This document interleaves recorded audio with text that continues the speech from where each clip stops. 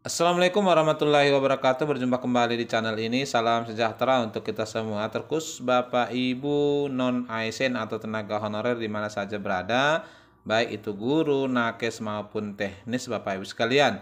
Berikut akan saya update H-1 penerbitan PP Manajemen ASN terkait dengan P3K paruh waktu. Namun sebelumnya kepada Bapak dan Ibu yang baru bergabung di channel ini atau yang belum mendukung channel ini, mohon bantuannya Bapak Ibu sekalian untuk mendukung channel ini dengan cara subscribe dan aktifkan loncengnya untuk mendapatkan informasi-informasi terbaru dari channel Profesi Guru.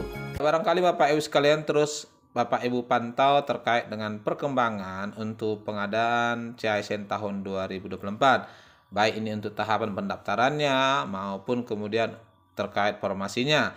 Hal mana Bapak Ibu sekalian untuk formasi memang berbagai kementerian dan Pemda ya secara umum sudah mempublikasikan walau belum ada rangkuman secara globalnya. Namun barangkali Bapak Ibu sekalian masing-masing daerah sudah tahu kurang lebih formasi yang diusulkan oleh Pemdanya. Nah, terkait ini Bapak Ibu sekalian, maka akan lahir nantinya P3K paruh waktu. Ini khusus kepada daerah yang mengajukan formasinya jauh di bawah jumlah honorernya. Terutamanya ini adalah bagi Bapak Ibu yang sudah ada datanya di database BKN. Terkait paruh waktu ini yang akan kita bahas ya, bagaimana sebenarnya kebijakannya.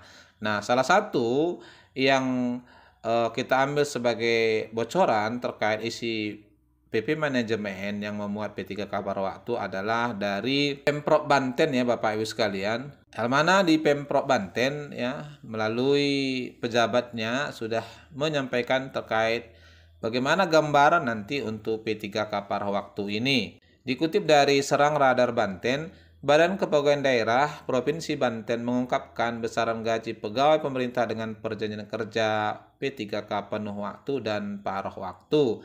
Seperti yang diketahui bahwa untuk tahun ini Pemprov Banten akan mengangkat 11.737 pegawai non-ASN atau honorer menjadi P3K di tahun 2024. Nah, ini tentu bukan hanya guru tetapi seluruh tenaga honorer di sana ya. Ini kemudian mengakibatkan salah satunya Pemprov Banten tidak bisa mengangkat seluruh tenaga non-ASN-nya karena memang jumlah tenaga non-ASN-nya jauh lebih banyak dari usulan formasinya. Secara umum Pemprov ya rata-rata begitu Bapak Ibu sekalian.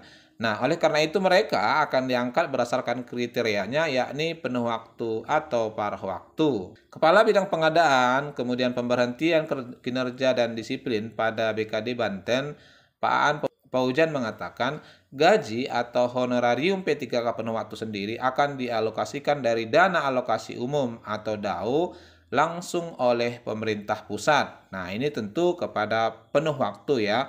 Kalau secara informasi, misalnya untuk penuh waktu itu kan tentu mengacu kepada ketentuan penggajian bagi seorang P3K. Misalnya angkanya 4,5 juta rupiah. Itu sudah mengikuti dan di situ beserta tunjangan-tunjangan yang sesuai dengan kemampuan daerah, ujar Pak Aan di hari Kamis yang lalu. Sementara kata Pak Aan, P3K paruh waktu disesuaikan dengan kebutuhan jam kerja dan kemampuan keuangan organisasi setempat. Namun dirinya memastikan bahwa jumlah honorarium tidak akan kurang dari yang mereka dapatkan saat ini. P3K paruh waktu itu secara gaji maupun tunjangannya itu ditanggung oleh APBD instansi masing-masing dalam kontraknya tentu sesuai dengan kebutuhan dalam organisasi tersebut dengan kisaran 2 juta katanya. Nah, ini tentu untuk daerah Pemprov ya. Dikatakannya, aturan perihal P3K penuh waktu dan paruh waktu tidak hanya memperhatikan kondisi para tenaga honorer di Banten saja, namun di seluruh daerah seluruh Indonesia.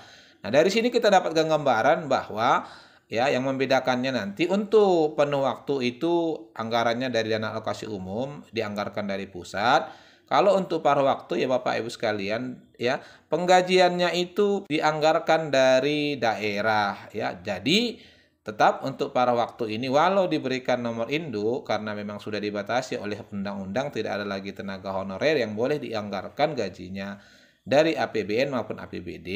Ya, paling lama di Desember ini sudah diangkat semua menjadi P3K baik penuh waktu maupun paruh waktu.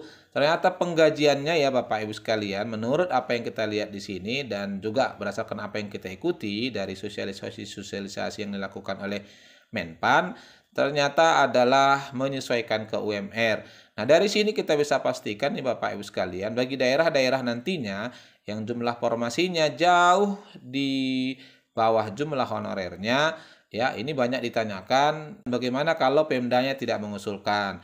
Jadi secara regulasi karena memang sudah dibatasi oleh Undang-Undang Nomor 20 Tahun 2023, baik Bapak Ibu yang ada diusulkan formasinya maupun yang tidak ada diusulkan formasinya, nanti Bapak Ibu sekalian akan diangkat menjadi P3K paruh waktu apabila kemudian tidak bisa memenangkan formasi, begitu ya. Dengan catatan ini sama ya kalau kita lihat. Jadi Bapak Ibu sekarang tenaga honorer di daerah, penggajiannya dibayarkan dari APBD, paruh waktu juga nanti Bapak Ibu sekalian, penggajiannya dibayarkan dari APBD, menyesuaikan kemampuan daerah. Nah, dengan demikian bisa kita pastikan walau diberikan nomor induk, tapi sebenarnya ini hanyalah pergantian istilah saja agar tidak menyalahi dengan amanah Undang-Undang Nomor 20. Itu ya Bapak Ibu sekalian. Sehingga bagi daerah yang membuka formasi penting untuk diperhatikan sebagaimana upaya yang bisa Bapak Ibu lakukan sehingga bisa memenangkan formasi untuk penuh waktu ya. Kalau tidak Bapak Ibu sekalian maka akan menjadi paruh waktu. Dan secara regulasi kalau menurut pandangan saya ini kan menyesuaikan kemampuan daerah. Hak-hak Bapak Ibu sekalian paruh waktu tidaklah sama dengan P3K penuh waktu, terutamanya terkait dengan tunjangan-tunjangan yang lain. Sekali lagi, kalau saya melihat ini Bapak Ibu sekalian hanya pergantian istilah agar tidak menyalahi ke undang-undang. Dan tentu ini bagi Bapak Ibu yang daerahnya tidak mengajukan formasi juga diharuskan akan dialihkan seluruhnya ke P3K paruh waktu. Itu gambarannya ya Bapak Ibu sekalian. Dan disampaikan oleh Pak Aan lebih lanjut, idenya seperti itu dan tentunya kalau ngelihatnya jangan di Banten, se-Indonesia ini kan variasi gajinya berbeda. Berdasarkan kemampuan daerahnya kan, masing-masing bervariatif, makanya kata kalimatnya adalah tidak berkurang dari apa yang sudah pernah diterimanya.